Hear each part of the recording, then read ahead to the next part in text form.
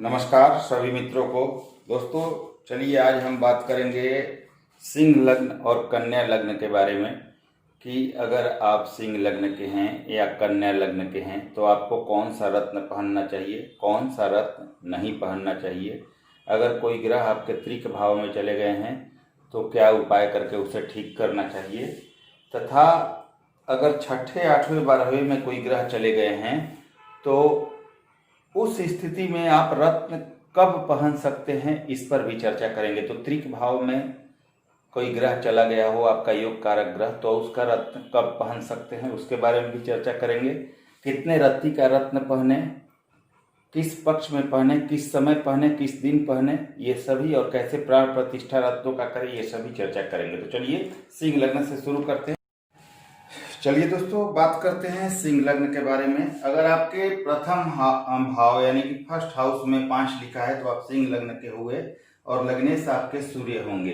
अब इसमें दूसरे योग कारक ग्रह की बात करें तो मंगल देव आपके चतुर्थ भाव के स्वामी और भाग्य भाव के स्वामी होकर अति योग कारक हैं, तो सूर्य मंगल दोनों योग कारक हुए।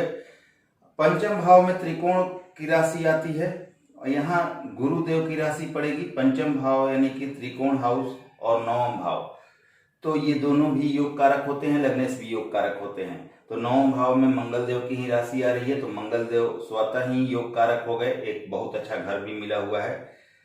पंचम भाव की बात करें तो गुरु की राशि आ रही है 9 नंबर धनु राशि, लेकिन अष्टम भाव में एक राशि आ रही है, लेकिन त्रिकोण के मालिक होने के कारण योग कारक हुए, लेकिन अपनी दशा में यह अष्टम भाव का भी फल देंगे।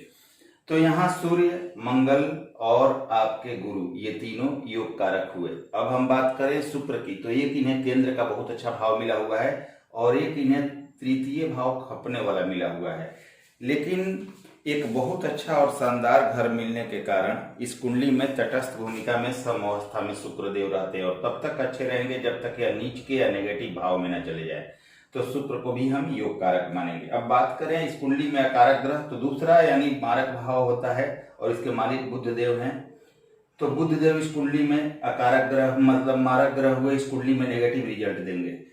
इसके बाद अगर हम बात करें शनि की, तो सप्तमेश होकर मारक हो जाते हैं, छठवें और सातवें भाव के स्वामी होके, तो शनि देव इस कुंडली में मारक हुए। तो शनि का और बुध का रत्न आपको किसी भी हालत में नहीं पहनना है, ये इस कुंडली में अकारक होते हैं, मारक होते हैं। अब चलिए बात करते हैं सूर्य देव आपके लग्नेश जो योग कारक हैं कहाँ कहाँ हो। अगर सिंह लग्न कुंडली में तो आप इनका रत्न पहन सकते हैं। अगर लग्न में सूर्य देव हो तो आप रत्न पहन सकते हैं, धन भाव में हो तो आप पहन सकते हैं। यहाँ पर तृतीय भाव की भी चर्चा करेंगे, लेकिन यहाँ नीच के हो जाते हैं सूर्य देव, तो यहाँ की बात छोड़ देते हैं, आगे बढ़ते हैं। लग्न में हो, सिंह लग्न के अगर आप हैं तो लग्न में धन भाव में हो तो पहन सकते हैं, चतुर्थ भाव में पहन सकते हैं, पंचम भाव में पहन सकते हैं, अगर ये सप्तम भाव में हो तो पहन सकते हैं, अगर भाग्य भाव में हो तो उच्च के होंगे अपने मेष राशि में, यहाँ का पहन सकते हैं। कर्म भाव में सूर्य आ जाए तो पहन सकते हैं और आय भाव में सूर्य आ जाए तो भी आप पहन सकते हैं। आप इनमें से किसी भी भाव में सूर्य हो तो आप इनका रत्न पहन सकते हैं। दूसरे योग कारक ग्रह मंगल होते हैं, तो मंगल आपके लग्न में आ जाए तो पहन सकते हैं, धन भाव में आ जाए तो पहन सकते हैं, यहाँ पर अपने राशि में आ जाए तो रोचक योग बन जाएगा। खैर योग से मतलब नहीं है, यहाँ भी आ जाए चतुर्थ भाव में तो आप पहन सकते हैं, पंचम भाव में धनु में आ जाए तो पहन सकते हैं, ये आपके कुंभ में सप्तम भाव में आ जाए तो पहन सकते हैं, अगर नवम भाव में आए तो स्वयं की राशि में होंगे आप पहन सकते हैं मेष राशि में, कर्म भाव में वृषभ में आ जाए तो, और आय भाव में यह मिथुन में आ जाए तब भी आप इनका रत्न पहन सकते हैं आसानी से।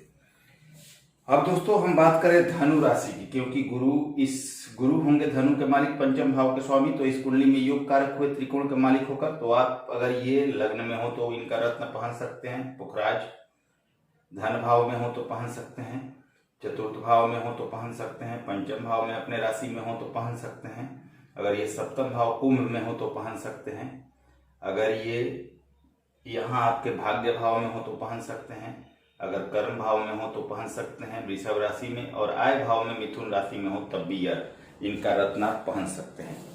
तो आपने सूर्य का, मंगल का और गुरु के रत्न के बारे में जाना। अब हम बात करते हैं शुक्र का, जो कि इस कुंडली में तटस्थ होते हैं। शुक्र देव अगर लग्न में आ जाए तो आप इनका रत्न पहन सकते हैं। यहाँ धन भाव में ये नीच के हो जाते हैं कन्या में, तो इनका रत्न नहीं पहन सकते।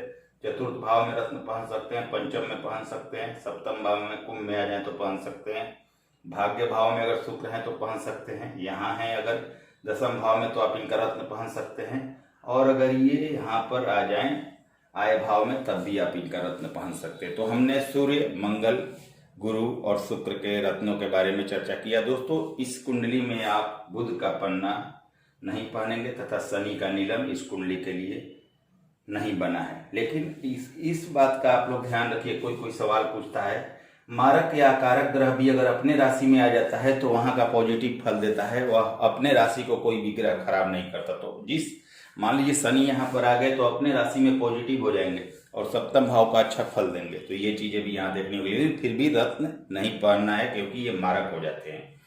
अब बात करें दोस्तों तृतीय भाव की, तो विशेष परिस्थिति में तृतीय भाव का भी रत्न पहना जाता है।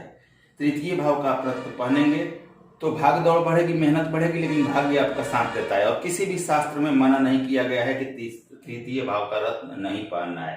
तो किसी भी योग कारक ग्रह का अगर तृतीय भाव में बैठे, जरूरत है कुंडली के अनुसार, तो आप उसका रत्न पहन सकते हैं, कोई दिक्कत नहीं है। अब बात करें योग कारक ग्रहों के रत्न के बारे में, तो आपने देखा सूर्य, मंगल, गुरु और शुक्र आपके योग कारक इस कुंडली में हुए। तो इनमें से जिसकी जरूरत ज्यादा है रत्न की, या जिसकी महादशा चल रही है, जिसका लाभ लेना है आपको, कोई मृत है, अस्त है या बल में कमजोर है, तो उसका आप रत्न पहन के, या महादशा वगैरह चल रही है, लाभ लेना है तो उसका रत्न पहन के, आवश्यकता अनुसार इन चारों में से जिसका जरूरी हो आप रत्न पहन के लाभ ले सकते हैं। अब दोस्तों, रत्न का वजन कितना हो सकता है, तो आपके वजन से सवाई, यानी कि अगर आपका वजन 70 kg है तो आपको 8.25 रत्ती का रत्न पहनना चाहिए, 1.25 गुना ज्यादा। अगर आपका उपरत्न पहनना है, अगर उसका रत्न नहीं, लाइफ टाइम रत्न नहीं, उपरत्न पहनना चाहते हैं, तो जितना वजन है उससे 1.25 गुना से ज्यादा चाहिए। यानी कि मान लीजिए 70 किलो आपका वजन है तो उपरत्न कम से कम 9 रत्ती का आपका होना चाहिए, और 70 किलो का आपका वजन है और रत्न पहनना चाहते हैं तो 8.25 रत्ती का पहनना चाहिए कम से कम, तभी लाभ देता है। आपके वजन से ज्यादा होना चाहिए रत्ती के हिसाब से, तभी वह कारगर सिद्ध होता है। और दोस्तों, एक और बहुत जरूरी चीज है कि कोई भी रत्न पहनने से पहले चलित कुंडली बहुत जरूरी है आपको देखना, क्योंकि कोई भी ग्रह अपनी दशा और अंतरदशा में चलित कुंडली के हिसाब से जिस भाव में जाएगा उसी भाव का फल देता है। मान लीजिए आपने यहाँ गुरु का रत्न पुखराज पहन लिया, मान लीजिए लग्न कुंडली में 9 आपके 9 नंबर राशि पंचम भाव में है तो अपने राशि में बहुत अच्छे दिख रहे हैं, लेकिन कहीं पता चला कि यह छठे भाव में, वैसे तो नीच के भी हो जाएंगे लेकिन इनको छोड़िए, नीच का छोड़ दीजिए, मैं सिंपल बता रहा हूँ। आपने लग्न कुंडली में मान लीजिए 5वें नंबर भाव के लिए आपने रत्न पहन लिया और चलित कुंडली में वह छठे भाव में चले गए हैं, तो अपनी दशा में छठे भाव का फल देंगे, रोग ऋण और शत्रु आपके बढ़ा देंगे। तो उस स्थिति में रत्न को नहीं पहनना चाहिए। तो चलित बिना देखे कुंडली, आपको बिना चलित कुंडली देखे रत्न पहनने से परहेज करना चाहिए, नहीं तो दिक्कत हो सकता है। अब दोस्तों, हम बात करें त्रिक भाव की, तो त्रिक भाव में कैसे रत्न पहना जा सकता है। आप देख सकते हैं कि गुरु की एक राशि अष्टम भाव में है और गुरु योग कारक हैं त्रिकोण के मालिक होकर। त्रिक भाव में रत्न पहनने का एक ही नियम है कि जो ग्रह त्रिक भाव में गया हो वो विपरीत राजयोग में हो, उसकी एक राशि योग कारक हो तथा वह सूर्य से अस्त हो। तो आपने देखा कि यहाँ गुरु त्रिकोण के मालिक होकर योग कारक हैं। अब मान लीजिए कि यहाँ पर चले आए हैं गुरु, आपके यहाँ पर चले आए तो वैसे भी अपने राशि में पॉजिटिव हैं, होंगे, यहाँ भी आ जाए। अब मान लीजिए कहीं भी ये होंगे तो ये विपरीत राजयोग बनेगा, छठे 8वें 12वें में कहीं होंगे, यहाँ आएंगे तो नीच के हो जाएंगे वैसे, लेकिन कहीं आएंगे आपके त्रिक भाव में तो यह विपरीत राजयोग बनेगा। जब आपने देखा कि एक राशि उनकी योग कारक है और ये विपरीत राजयोग में आ रहे हैं तथा यह सूर्य से अस्त भी हैं। अब मान लीजिए कोई ग्रह छठे 8वें 12वें में जाकर विपरीत राजयोग में बैठ गया है और उसकी एक राशि योग कारक है तथा वह ग्रह सूर्य से अस्त भी हो गया है। मान लीजिए सूर्य आगे पीछे कहीं भी हो सकते हैं, साथ भी हो सकते हैं, तो सूर्य ने उनको अस्त कर दिया है और वह ग्रह विपरीत राजयोग में है और उसकी एक राशि योग कारक है, तो आप 100% उस ग्रह का रत्न पहन सकते हैं और उस ग्रह का रत्न पहन के लाभ ले सकते हैं। और यही एक परिस्थिति होती है त्रिक भाव में रत्न पहनने का, और कोई भी नियम नहीं है जिससे आप त्रिक भाव का रत्न पहन सके। अब चलिए दोस्तों, कब पहनना चाहिए रत्न। शुक्ल पक्ष की पंचमी से लेकर कृष्ण पक्ष की पंचमी तक रत्न पहनना चाहिए। रत्न हमेशा उंगली में पहने क्योंकि आपके स्किन को टच करता रहे, गले में उतना लाभ नहीं देता। जिस दिन रत्न पहने उस दिन अमावस्या, ग्रहण या संक्रांति काल ना हो, इसका ध्यान रखें। रत्न शुक्ल पक्ष में ही पहनना चाहिए। जिस दिन रत्न पहनना हो, चंद्रमा आपके राशि से, गोचर देख लीजिए, चंद्रमा आपके राशि से चौथे, 8वें या 12वें में ना हो, इसका ध्यान रखिए, तभी आप रत्न पहनिए। चलिए अब हम बात करेंगे कन्या लग्न के बारे में। चलिए अब हम कन्या लग्न की बात करते हैं। दोस्तों, अगर आपके फर्स्ट हाउस यानी प्रथम भाव में 6 लिखा है तो आप कन्या लग्न के होंगे और बुध देव आपके लग्नेश होते हैं। अब लग्नेश होने के कारण बुध देव इस कुंडली में योग कारक होंगे। दूसरे योग कारक धनेश यानी कि शुक्र देव बुध के अति मित्र हैं, तो इन्हें एक धन भाव और तथा एक भाग्य भाव का बहुत अच्छा त्रिकोण का भाव मिला हुआ है। तो बुध और शुक्र दोनों इस कुंडली में योग कारक हुए।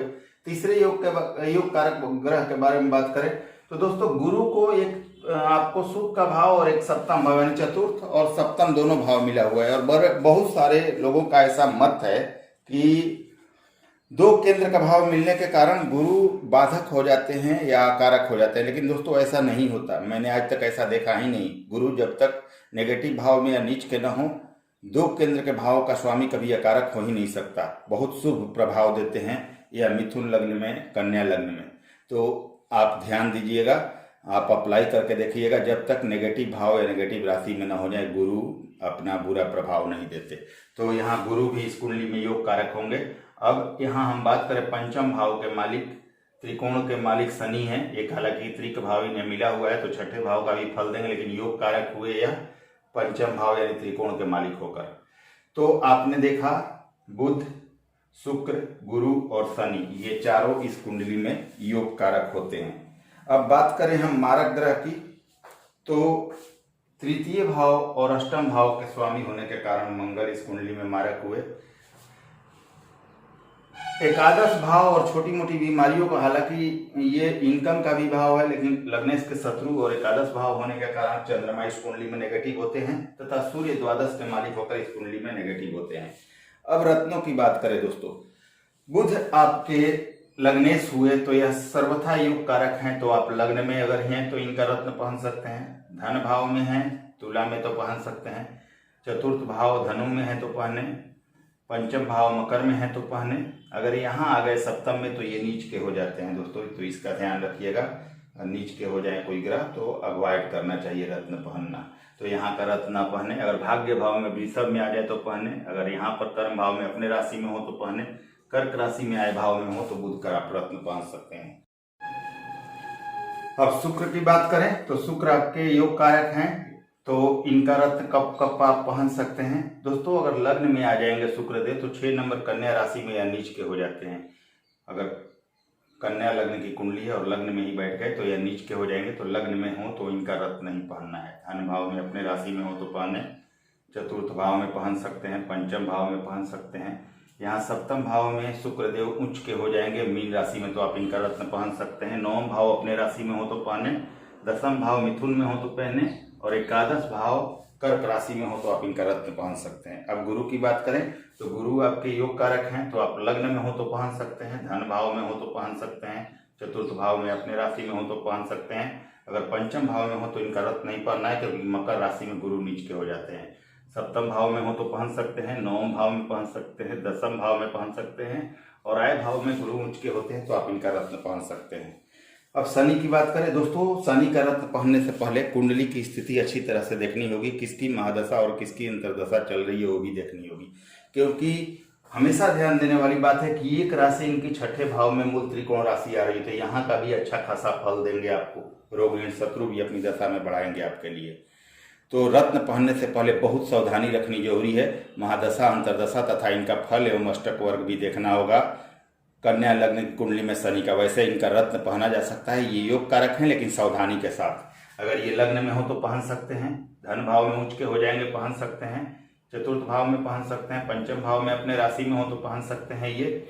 अगर ये सप्तम भाव में हो तो पहन सकते हैं मीन में। अगर ये नवम भाव में भाग्य भाव में हो, वृषभ में तो पहन सकते हैं। कर्म भाव में, मिथुन में हो तो पहने। कर्क राशि में अगर आय भाव में हो तो पहने। लेकिन रत्न पहनने से पहले थोड़ा सा ध्यान अच्छे से दे ले कि क्या ये इस भाव का उस समय जब दशा चल रही है अगर रत्न पहन रहे हैं, क्या ये उस भाव का फल दे रहे हैं या इस भाव का फल दे रहे हैं। तो ये चीज़ें देख लेनी जरूरी है, क्योंकि दोनों ही भाव का फल देंगे। तो थोड़ी सावधानी के साथ ऐसे ग्रह का रत्न पहनना चाहिए जिसे एक त्रिक भाव भी मिला हुआ है और जो योग कारक है।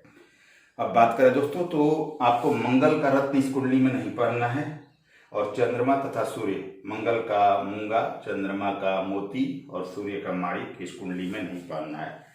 आप बुध का पन्ना, शुक्र का उपल, गुरु का पुखराज और शनि का नीलम इस कुंडली में पहन सकते हैं। शनि का नीलम थोड़ा सावधानी के साथ पहनना है। अब हम बात करें, विशेष परिस्थिति में तीसरे भाव का भी रत्न पहना जा सकता है। कोई योग कारक ग्रह आपके तीसरे भाव में आ गए और जरूरत है आपको, तो आप पहन सकते हैं, क्योंकि कहीं भी यह मना नहीं किया गया है कि तीसरे भाव का रत्न नहीं पहनना चाहिए। जरूरत हो तो पहना जा सकता है। योग कारक ग्रह जो भी है आपके, उनमें से जिसकी ज्यादा जरूरत है, कुंडली की आवश्यकता के अनुसार आप उसका रत्न कभी भी धारण कर सकते हैं। रत्न आपके वजन से सवाई हो, यानी कि 80 किलो आपका वेट है तो 9.25 रत्ती का लाइफ टाइम रत्न होना चाहिए। वही अगर आप उप रत्न पहनना चाहते हैं तो कुछ ज्यादा होना चाहिए। अगर 80 किलो वेट है तो 10 रत्ती का कम से कम आपको उप रत्न पहनना चाहिए। अगर लाइफ टाइम रत्न पहनना है तो सवाई होना चाहिए, यानी 80 हो तो 9.25 रत्ती का होना चाहिए। कभी भी रत्न पहनने से पहले चलित कुंडली अवश्य देख लें। कहीं ऐसा ना हो कि आप लग्न कुंडली देखकर रत्न पहन रहे हैं और लग्न कुंडली में वो ग्रह बहुत अच्छी कंडीशन में आपके बैठा हुआ है और आपने चलित देखा तो कहीं वो त्रिक भाव में चला गया हो या नीच का हो गया हो, तो उस अपनी दशा में जिस भाव में गया है चलित में वहीं का फल देगा। तो बिना चलित कुंडली देखे आप उस रत्न को कभी ना पहने, और चलित में अगर नेगेटिव स्थिति में है तो आपको रत्न नहीं पहनना चाहिए। अब बात करें कि त्रिक भाव में कोई ग्रह चला गया हो तो आप रत्न कैसे पहन सकते हैं। दोस्तों, इसका एक ही नियम है, अभी मैंने वीडियो में बताया, पिछले वीडियो में, मतलब सिंह लग्न वाली कुंडली जब मैं बता रहा था तो उसमें मैंने बताया है, उसकी एक ही कंडीशन है। त्रिक भाव में कोई रत्न चला गया है, अगर वह विपरीत राजयोग में है, उसकी एक राशि योग कारक है तथा वह सूर्य से अस्त है, तब आप उसका रत्न पहन सकते हैं। इसमें भी समझ लीजिए, मान लीजिए शनि देव की बात कर लेते हैं, त्रिकोण के मालिक हैं तो योग कारक हैं, एक राशि इनके छठे भाव में है, तो छठे, 8वें, 12वें में कहीं भी बैठेंगे तो विपरीत राजयोग बनेगा। मान लीजिए 12वें भाव में शनि बैठ गए, तो आपने देखा कि शनि जो योग कारक एक राशि है, त्रिकोण के मालिक हैं, लेकिन यह चले गए हैं त्रिक भाव में, क्योंकि एक राशि इनकी छठे भाव में है, तो ये 6वें, 8वें, 12वें में कहीं भी बैठेंगे तो विपरीत राजयोग बनाएंगे, तो ये विपरीत राजयोग में है। अब आपने देखा कि यहीं पर सूर्य से अस्त भी हैं, या सूर्य यहाँ पर हैं और ये अस्त हैं, तो सूर्य से अस्त हैं, विपरीत राजयोग में है, एक राशि योग कारक है तथा यह सूर्य से अस्त है, तो 100% आप इनका रत्न पहन सकते हैं। और यही एक स्थिति है जब आप इनका रत्न पहन सकते हैं। दूसरे किसी भी स्थिति में आप इनका रत्न नहीं पहन सकते अगर त्रिक भाव में कोई ग्रह गए हैं तो। अब बात करते हैं शुक्ल पक्ष के पंचमी से कृष्ण पक्ष के पंचमी तक कोई भी रत्न पहनना चाहिए। रत्न हमेशा हाथ में पहने ताकि त्वचा को संपर्क करे, गले में नहीं। रत्न को जिस दिन धारण करना हो उस दिन अमावस्या, ग्रहण या संक्रांति काल न हो, इसका ध्यान रखना चाहिए।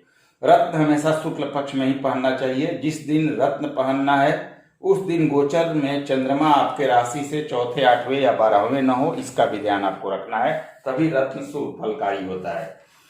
अब कुछ नियम जानते हैं दोस्तों। कोई योग कारक ग्रह अगर आपके त्रिक भाव में चला गया है और विपरीत राजयोग में ना हो, सूर्य से अस्त ना हो, तो आप क्या करेंगे? पूजा पाठ तथा बीज मंत्र से उस ग्रह को पॉजिटिव करना है। उससे संबंधित पेड़ के जड़ को अपने बाजू गले में धारण करके उसको पॉजिटिव करना है।